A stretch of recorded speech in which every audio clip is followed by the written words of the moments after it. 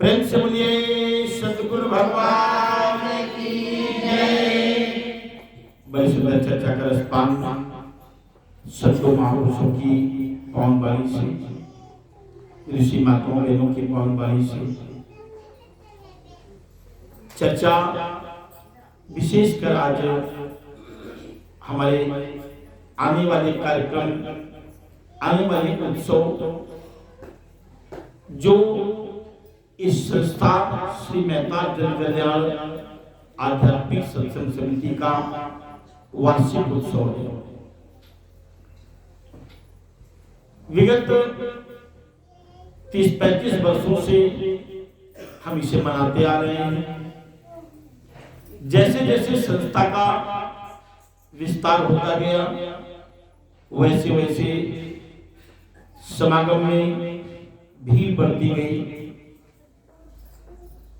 संस्था की कार्यकारिणी, संस्था का सेवा दल और जितनी भी संगत है इस केंद्र की, हमारे आसपास के जो भी गांव की शाखाएं हैं, सबकी जो समर्पण का भाव है, सेवा का भाव है, उस समर्पण और सेवा के भाव ने इसको और भी सुंदर बना दिया है। बात तो सेवा की आ रही थी और जो सदगुरु के चरणों में समर्पित है, जिसके अंदर ये ज्ञान थोड़ा भी प्रवेश कर गया है, तो उसके अंदर एक उमंग, एक उत्साह, एक उल्लास। अब वो उल्लास कैसा? वो उमंग, वो उत्साह, वो उल्लास सिर्फ जैसे हमें सुख की अनुभूति हुई है, जैसे हमने ज्ञान को पाकर के परमानंद की अनुभूति करी है, उसी प्रकार जो अन्य लोग हैं वो भी ज्ञान को पाकर के परमानंद में स्थित हो जाएं। संतों का जो एक भाव होता है, सर्वे भवन्ति सुखिनः और सर्वे संत निरामया, सब सुखी हो जाएं और सब निरोगी हो जाएं। ये संत स्वभाव है।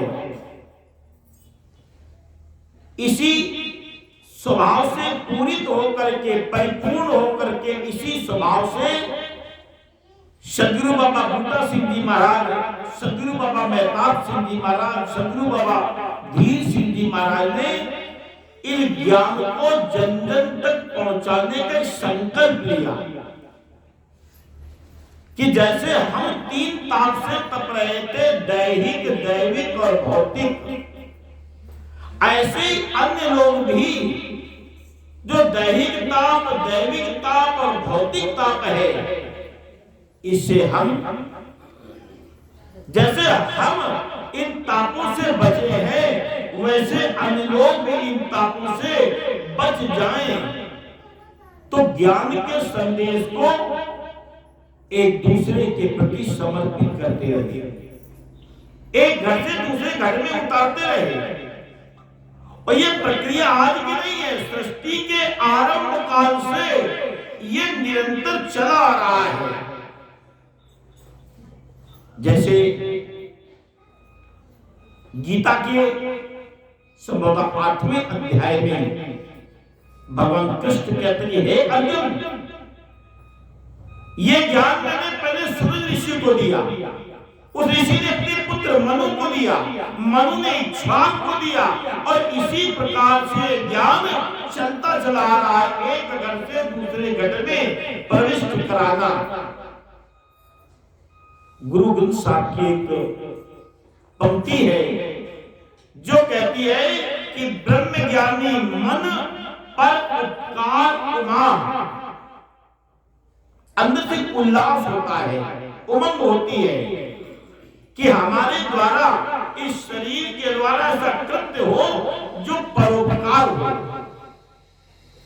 अभी पूजनीय मंजू मिश्रा जी की वाणी से आप एक प्रसंग के माध्यम से सुन रहे थे कि अपनी समस्या को एक और करके दूसरे की समस्याओं के समाधान के लिए संत से योग युक्ति पूछी तो उन सबकी समस्याओं का समाधान भी हो गया और उसकी जो समस्या थी वो भी समझ गई। सासंगत जी, पूरा जीवन हम लोग उसी अपने परिवार के लिए पत्नी, पुत्र, पति और अगर थोड़ा सा विस्तार किया तो संबंधी, इसी चिंतन में, इन्हीं की पूर्ति में पूरा जीवन खपा देते हैं और कभी पूर्ति हो नहीं पाती। जिनको संतुष्ट करने के लिए पुरुषार्थ करते हैं, जिनको संतुष्ट करने के लिए ईमानदारी, बेईमानी, मेहनत, मजदूरी सब कुछ करते हैं, वो कभी संतुष्ट नहीं होते हैं, बल्कि कहते हैं कि तुमने किया ही क्या है। सासंगत जी, हमें इनसे भागना नहीं है, हमें अपने कर्तव्यों का निर्वहन करते हुए एक पग परमार्थ की ओर भी रखना है। और जिसने भी परमार्थ की ओर अपने कदमों को बढ़ाया, तो जैसा मत है गोस्वामी जी का कि परहित सरिस धर्म नहीं भाई और पर पीड़ा सब नहीं अदमाई। दूसरों का हित करने से श्रेष्ठ कोई भी धर्म नहीं है और दूसरों का अहित करने से बड़ा कोई अधर्म नहीं है। हम अपने हित की बात करते हैं, दूसरे के अहित की बात करते हैं, बिल्कुल उल्टा करते हैं। अगर थोड़ी भी भावना हमारे अंदर है, अपने यहां सेवा दल का एक गीत है, कभी कभी सुनने में आता है, या तो सेवा दल की बैठक पे या किसी बहन महापुरुष के घर से आ जाए कि गुरुदेव मेरे दाता मुझको ऐसा वर दो, सेवा सुमिरन सत्संग झोली में मेरी भर दो। और अन्य पंक्तियों में बहुत सारा संदेश है।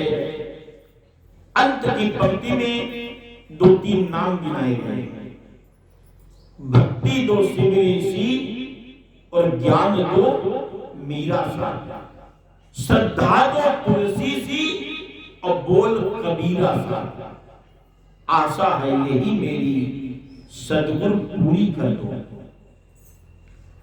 आप देखिए, रामायण जी के बहुचर्चित प्रसंगों में से सबरी का प्रसंग, जो हम कामना करते हैं कि भक्ति दो सबरी सी, तो कभी सबरी के जीवन चरित्र पर प्रकाश डाला, कभी सबरी के जीवन चरित्र को सुन करके हमने मन में विचार किया कि सबरी ने जो मनोभाव बनाए कि ये तो जीवन व्यर्थ है। अगर केवल नींद भर सोते हैं, पेट भर खाते हैं और संतानोत्पत्ति करते हैं कि आप कोई पुरुषार्थ नहीं करते हैं। नींद भर सोना, पेट भर खाना और बच्चे पैदा करना इस प्राणी जगत का एक एक प्राणी कर रहा है। निद्रा भोजन भोग रस और ये पशु पुरुष समान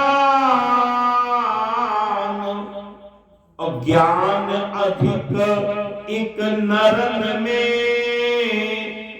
ज्ञान बिना पशु जान। नींद भर सोना, पेट भर खाना और बच्चे पैदा करना, ये पशु और पुरुष दोनों बराबर कर रहे हैं।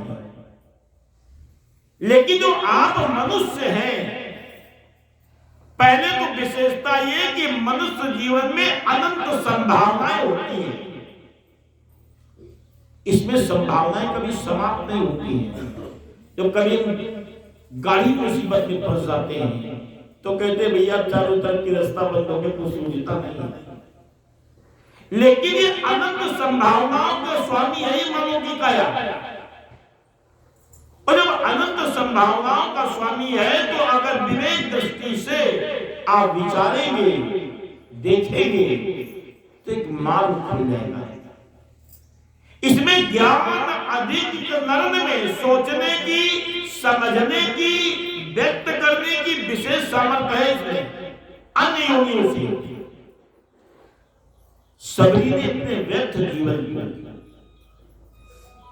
सबरी के प्रसंगों को उठाते हुए अनेक रचनाकारों के द्वारा इस पर प्रकाश डाला गया, अनेक रचनाकारों के द्वारा बताया गया कि सबरी का जीवन व्यर्थ है। क्योंकि वो कौन है? वो भील है, आदिवासी है, कुरूप है, उसे कोई पसंद नहीं करता है। पति ने भी त्याग दिया, परिवार ने भी त्याग दिया, जीवन व्यर्थ जा रहा है। ये जीवन हमारा जो मिला है, बड़े भाग्य मानुष तन पावा, पर ये व्यर्थ जा रहा है। क्या करें? इसकी सार्थकता किसमें है? ये कैसे सार्थक हो? इसकी उपयोगिता कैसे सही सिद्ध हो? तो सबरी ने विचार किया कि और तो कुछ नहीं कर सकते हैं। अगर ये शरीर किसी की काम आ जाए, किसी की सेवा में समर्पित हो जाए, किसी की सेवा कर पाए, किसी के काम आ जाए हम, तो इस शरीर की सार्थकता होगी। अरे कम से कम हमारे काम ना आया, किसी के काम तो आ जाए। सभी ने निश्चय किया कि मैं संतों की सेवा में लग जाऊं, संतों की सेवा में लगकर के जीवन को कृतार्थ कर लूं।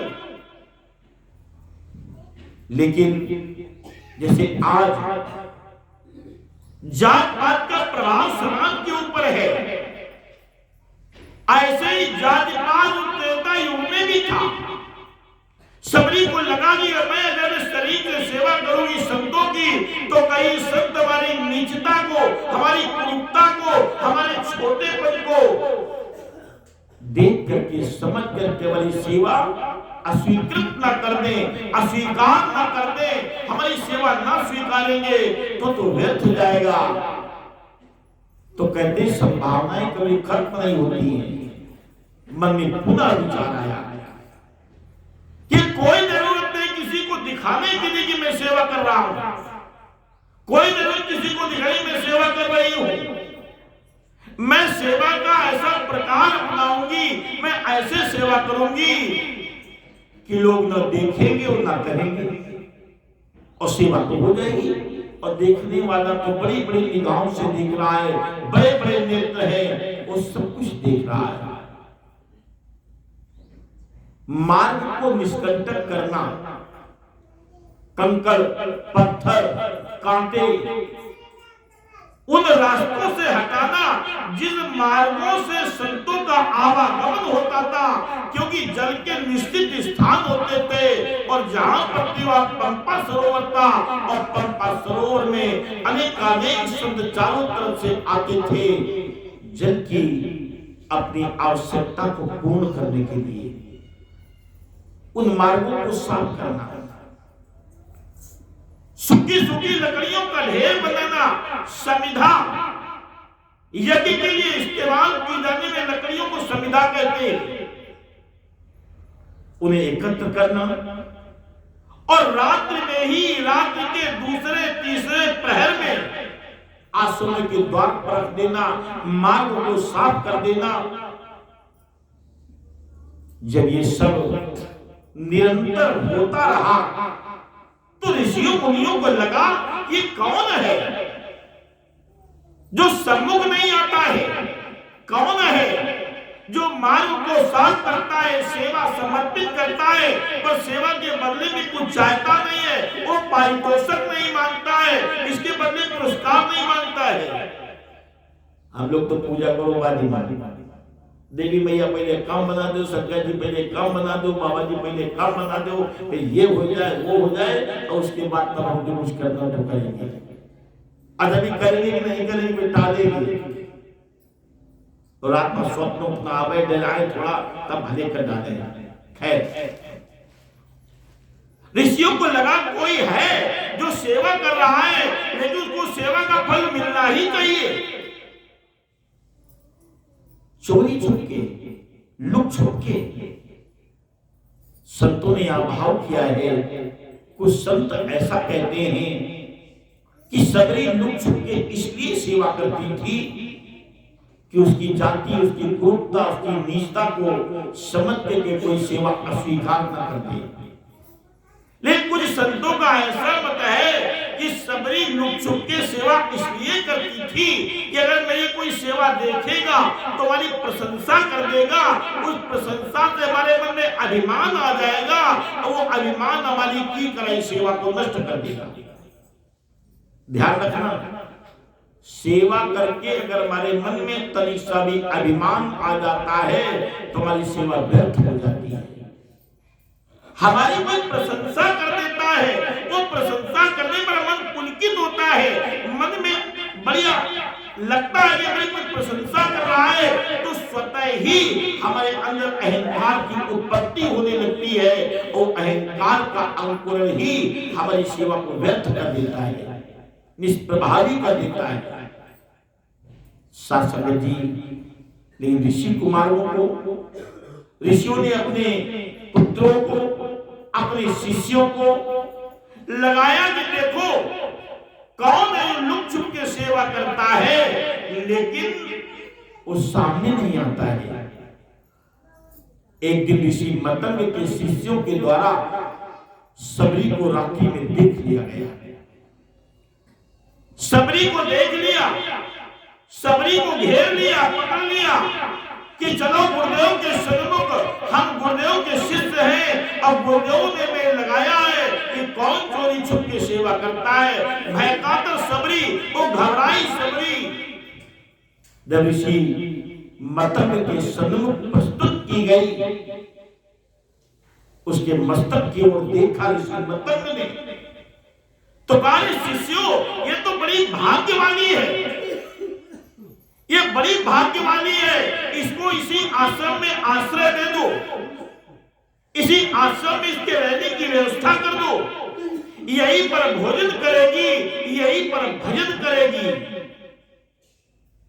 निष्काम भाव से सेवा सबरी की रंग लाई कि एक ऋषि के द्वारा उसे स्वीकार किया गया।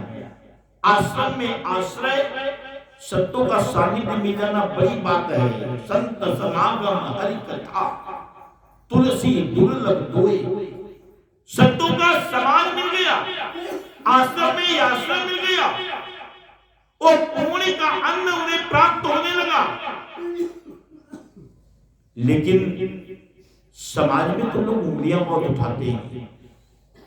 किसी ने कहा स्त्री को रखा है, वो भी कुजाती है, नीच कुल की है, कुरूप है, और ऐसे संत से संभाषण भी करना उचित नहीं है। तमाम विरोध हुआ दंडकारण्य में जितने भी आश्रम थे ऋषियों के द्वारा, लेकिन ऋषि मतंग ने सबरी का त्याग नहीं किया, बल्कि नाम की दीक्षा दे दी, सुमरन की युक्ति बता दी।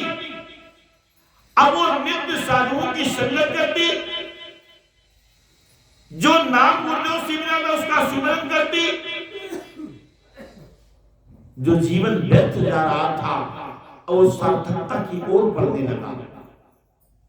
शासक जी, समय आया, ऋषि मतंग को लगा कि जिस समाज में भक्तों का निरादर होता हो, हम और तो कुछ नहीं कर सकते, अब इस शरीर को त्यागना ही उचित है। अपने शिष्यों को बुलाया, सबरी भी आई और सभी शिष्यों ने कहा कि देखो अब ये घटाकाश महाकाश में एकाकार हो जाएगा, ये आत्मा रूपी ज्योति परमात्मा रूपी ज्योति में लय हो जाएगी। तो सबरी ने कहा गुरुदेव इस दासी को, इस किंकरी को भी साथ में ले ले। तो गुरुदेव मतंग कहते हैं कि नहीं सबरी, देख साकार में परमात्मा राम का प्राकट्य हो चुका है, और दंडकारण्य में आएंगे तो सर्वप्रथम तेरी कुटिया में आएंगे। शासक जी कभी भी सबरी ने एक बार भी नहीं पूछा कि कब आएंगे, उसने संपर्क किया, अपने गुरु के वचनों के प्रति श्रद्धा रखी। ऋषि मतंग ने तो शरीर का त्याग कर दिया, ज्योति जोत समा गई, और इधर सबरी नित्य बाट निहारती, नित्य राहों की ओर देखती, जो आश्रम की ओर आते थे। एक अपनी अलग कुटिया बनानी, नित्य फूलों को लाना कि प्रभु आएंगे, मैं उनको एक पुष्प समर्पित करूंगी, जाति पेड़ों से ताजे ताजे फल तोड़ लाती कि प्रभु आएंगे तो आतिथ्य करूंगी, भोग लगाऊंगी, नित्य जल ले आकर लाती कि प्रभु के पद पखारेंगे। भोर से पूछती तो भोर कहती कि संध्या में आएंगे, संध्या से पूछती तो संध्या कहती भोर में आएंगे। अगर सूखे पत्ते भी पवन के वेग से खरखराते तो दौड़ पड़ती कि मेरे राम आएंगे, मार्गों में पुष्पों को बिछाती। और आखिर एक वक्त आया, उसके इंतजार की घड़ियां खत्म हो गई। कबंध का उद्धार करने के बाद प्रभु श्री राम आए। ताई दे गति ऊपर में उदारा, और सबरी के आश्रम पाउधारा। कबंध को परम उदार गति प्रदान करने के बाद भगवान के पद पंकज कहां पड़े? सबरी के आश्रम पाउधारा। सबरी देखी और राम ग्रह आए, अमुनि के बचन समुझ जी भाई। सबरी ने देखा कि राम का आगमन हो गया। आज ऋषि मतंग के जो वचन थे कि तेरी कुटिया में आएंगे, बड़ी प्रसन्नता हो रही। मुनि के वचन समुझ जी भाई। फिर गोस्वामी जी ने राम के रूप का वर्णन किया और कहते हैं कि सबरी को क्या चाहिए था? राम दर्शन। यही तो हमारा लक्ष्य है। हम इसी वादे पर तो इससे बिछड़े हैं। सागर की वो बूंद इसीलिए भाप बन करके, बादल बन करके, बूंद बन करके, नदी से, नाले से, नहर से, जैसे भी उसी सागर में जाकर के लय होती है, इसी वादे से तो बिछड़े हैं हम सभी आत्माएं। वही तो सबरी का लक्ष्य है। सासंग जी सबरी को कहते भगवान ने नवदा भक्ति का उपदेश किया है। नवदा भक्ति कुछ संतों का ऐसा मत है कि सबरी क्यों भगवान ने नवदा भक्ति से सबरी की वंदना करी है। सबरी तो स्वयं भक्ति की आचार्य है। जहां पर स्वयं साकार राम का प्राकट्य हो जाए, चल करके आ जाए, तो उसके भाग्य की सराहना क्यों की जाए? उसकी भक्ति का प्रभाव है, तभी तो राम शंकर की आया है। कुछ संतों का मत है कि सबरी को नवदा भक्ति का उपदेश किया है। अब कुछ संतों का मत है कि सबरी तो भक्ति की आचार्य है। राम ने नवदा भक्ति से उसकी वंदना करी है, उसकी स्तुति करी है। और क्या कहा है कि प्रथम भगति तन कर संगा, अदूसर राति मामा कथा प्रसंगा। ऐ सबरी पहली भक्ति ये है कि संतों का सान्निध्य प्राप्त हो, जो सभी को पूर्व से प्राप्त था। दूसरा रति मम कथा प्रसंगा, मेरी जहां कथाएं हो रही है उस पर रति रुचि हो, एक ललक हो, सुनने का हवन भाव हो, और श्रवण कर ले भराई निरंतर हो ही न पूरे। शास्त्र जी गुरुपद पंकज सेवा और तीसर भगति अमान, गुरु के चरणों की सेवा ये तीसरी भक्ति है, लेकिन कैसे अमानी होकर के, मानी होकर के नहीं। गुरुपद पंकज सेवा और तीसर भगति अमान, और चौथी भगत मम गुण गण करहि कपट तज गान।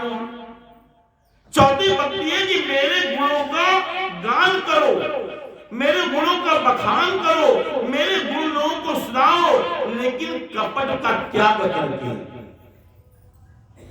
करहि कपट तज गान। और पांचवी भक्ति क्या बताई? मनते जाप मामा और दृढ़ विश्वास और पंचम भगति सो वेद प्रकाश। पांचवी भक्ति है कि मंत्र का जाप करो मेरे ऊपर दृढ़ विश्वास करके। मंत्र जाप मम दृढ़ विश्वासा, पंचम भगति सो वेद प्रकाश। छठ दामशील, कैसे तुम्हारी छठवीं भक्ति क्या है? छठ दामशील विरत बाहु करना और नित्य निरंतर सजन धर्मा। छठवीं भक्ति है कि सील के गुणों से परिपूर्ण रहो। आज हमारे अंदर सील समाप्त हो गई है, हम कठोर हो गए, हमारी वाणी लोगों के प्रति हिंसा कर देती है, हमारी वाणी लोगों को कष्ट पहुंचा देती है, हमारा व्यवहार लोगों को कष्ट पहुंचा देता है।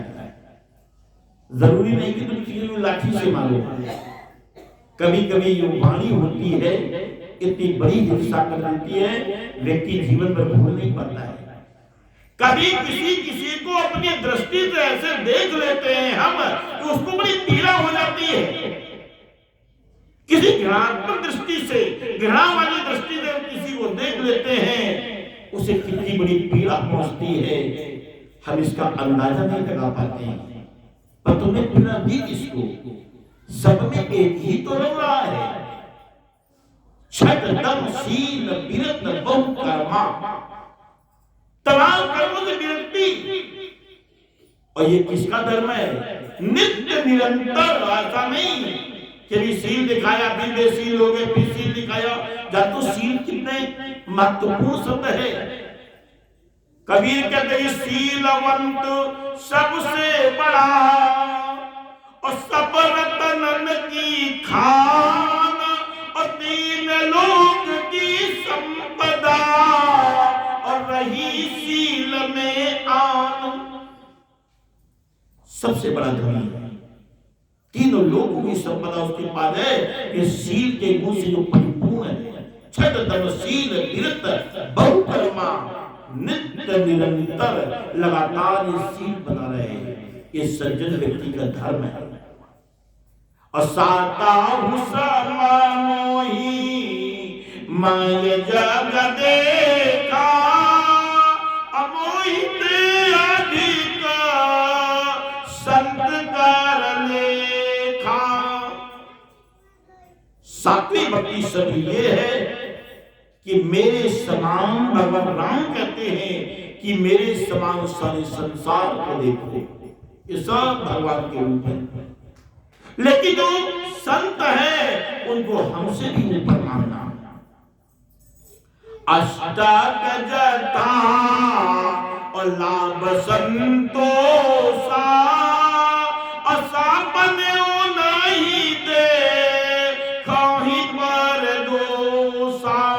अष्टक आठवीं भक्ति ये है कि जितना मिला है, जो भी लाभ है, उसी में आपकी तृप्ति हो, संतोष हो। अष्टक जता लाभ संतोष और सपने नहीं देखे पर दोषा। दूसरे को दोषों को स्वप्न में भी मत देखो, लेकिन हमारी खुली आंखें हर वक्त हर पल दूसरे के दोषों को ही देखा करती है। तो ये इतना बड़ा दुर्गुण है। साधना पथ में ये सबसे बड़ा दोष है, इतना बड़ा अवरोध है। कहते दोष दर्शन वर्जित है। संत तो कहते गुण तुम्हार और समझई निज दोषा। जो भी गुण है, हे प्रभु ये सब तुम्हारे हैं, अगर कोई दोष है तो वो हमारा है। जब कोई गुण होता है तो अहंता में आ जाते हैं, अब कोई दोष होता है कहते भैया भगवान की इच्छा रहा है, नहीं शासन में। और नवी भक्ति में क्या बताया? इन नौ भक्ति नवमा सरल सब सरलता, ये तो संत के आभूषण है। शीतलता, सरलता, मैत्री, द्विपदती, धर्म, धनियत्री। सरलता होनी चाहिए, कुटिलता नहीं। सब छल हीना अमम भरोसा हिया हृदय नदीना। मेरे पर पूरा भरोसा, दीनता का भाव, छल से अलग। और अंत में कहते हैं कि नौ माह दीन के एकाऊ होई और नारी पुरुष चराचर कोई। इन नौ में से एक भी भक्ति किसी के पास है, वो चाहे नारी हो, चाहे पुरुष हो, या चर अचर कोई भी प्राणी जगत हो। सोई अतिशय प्रिय अभामिनी मोरे और सकल प्रकार अनुग्रह तोरे। इन नौ में से एक भी भक्ति अगर किसी के पास है, वो कोई भी हो, सोई अतिशय प्रिय भामिनी मोरे, मुझे बहुत प्रिय है, ये भगवान राम कहते हैं। और कहा देख आज तुझे मेरा दर्शन हुआ है और मेरे दर्शन का भी फल है। अरे भाई तमाम सत्कर्मों का फल क्या हुआ? भक्ति के मार्ग में आए, भक्ति के पथ पर आगे बढ़े तो भगवान का दर्शन हो गया। भगवान कहते हैं मेरे भी दर्शन का फल है। और वो फल क्या है? मामदार सन फल और परम अनुपा और जीवे पावनी सहज स्वरूपा। सबरी मेरे दर्शन का ये फल है कि जीव अपने सहज स्वरूप को प्राप्त हो जाता है। यही तो सहज स्वरूप का ज्ञान हमारे बाबा जी ने दिया है। हमारे सत्कर्मों से हम भक्ति के मार्ग में आए, बाबा जी मिल गए, बाबा जी ने इसका विराट का दर्शन करा दिया, तो अब तुम्हें सहज स्वरूप में स्थित हो जाना चाहिए। साथ जी सबरी ने जिस शरीर को निरर्थक समझा, उस शरीर की सार्थकता भी हो गई, राम दर्शन भी हो गया और सहज स्थिति को भी प्राप्त हो गई। जिसने भी परमात्मा की ओर एक पग रखा, उसका मार्ग प्रशस्त हो जाता है। एक छोटी सी कथा से दासवाणी को विराम देगा, समय अधिक नहीं लेगा। एक राजा में चंद्रवंशी, प्राचीन प्रसंग है। एक चंद्रवंशी राजा हुए, वह नाम था संतृप्त। बड़े दानी थे, 2 पुत्र थे। इतने दानी थे कि कोई भी याचक उनके द्वार पर आता तो कभी खाली न जाता। अच्छा, जो देता रहता है उसी के यहाँ लोग आते नहीं है। आप देखना, आप चिड़ियों को दाना डालते रहो, आज गौरैया आई है, बुलबुल आई है, कौवा आया है, गलार आई है, खैर आई है, और आप डालते रहेंगे तो कभी वहां मोर भी आ जाएगा, कभी तोता भी आ जाएगा, और कभी हंस भी उतर जाएगा। क्योंकि दाना डालने की अपनी प्रवृत्ति है, देने की प्रवृत्ति है, तो याचक स्वयं आ जाएंगे। मालूम होता है कि हमारी आवश्यकताओं की पूर्ति कहां होगी, और वो देते गए। और जब भी आप ये प्रवृत्ति बनाते धर्म पे आरूढ़ रहने की, तो कहीं ना कहीं आपको परीक्षाओं के दौर से गुजरना पड़ता है। उसी भांति जैसे आपका बच्चा स्कूल में जाता है तो उसकी समय समय पर परीक्षा होती है, परीक्षा में पास हो जाता है तो दूसरी क्लास में चला जाता है, दूसरी कक्षा में चला जाता है। कक्षा के पढ़ते पढ़ते हाई स्कूल, इंटर, फिर अन्य और कैसी शिक्षा चाहता है, एक दिन बड़ी डिग्री हासिल करता है, उसका जो लक्ष्य होता है नौकरी करता है, धन अर्जित करता है। ऐसे ही जब परमार्थ के पद पर चलते हैं, धर्म के पद पर चलते हैं, तो समय समय पर परीक्षाएं होती है, परीक्षाओं में पास हो जाते हैं तो आपकी कक्षा बदल जाती है, उच्च कक्षाओं में जाते हैं। और जब सारी डिग्रियां पार हो जाती हैं तो आपको परम पद की प्राप्ति होती है, जो इस शरीर का वास्तविक लक्ष्य है। शास्त्र जी पराशंकर दान करते रहे, करते गए, याचक आते गए, और इतना दे दिया कि सब कुछ दे दिया, कुछ नहीं रखा। पूरा राज्य चला गया, सारा वैभव समाप्त हो गया, फाके पड़ने लगे। फाके पड़ने का तात्पर्य तो भूखा रहना, भोजन की प्राप्ति न होना। और कहते हैं 28 दिन तक उन्हें भोजन का एक भी ग्रास, एक भी निवाला न मिला। देव योग से कहीं से उन्हें कुछ प्रसाद मिला, किसी लंगर का, खीर, पूरी, सब्जी और थोड़ा जल।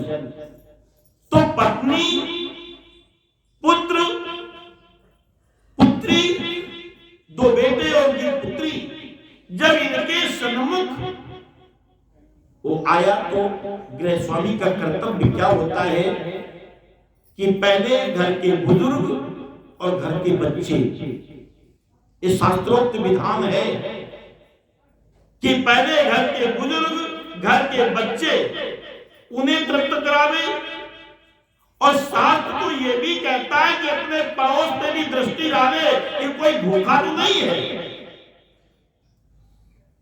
और उसको तृप्त कराने के बाद जो शेष बचे उसे अपने उदर की क्षुधा को मिटावे, अपनी भूख को शांत करे।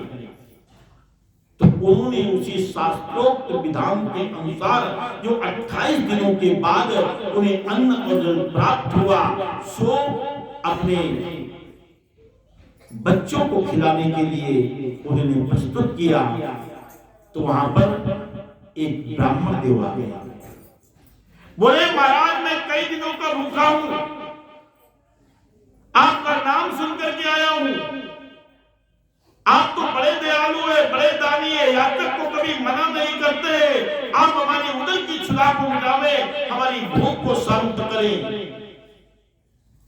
तो जो कुछ अन्न था वो सब प्रदान कर दिया। ब्राह्मण ने डट के भोजन किया।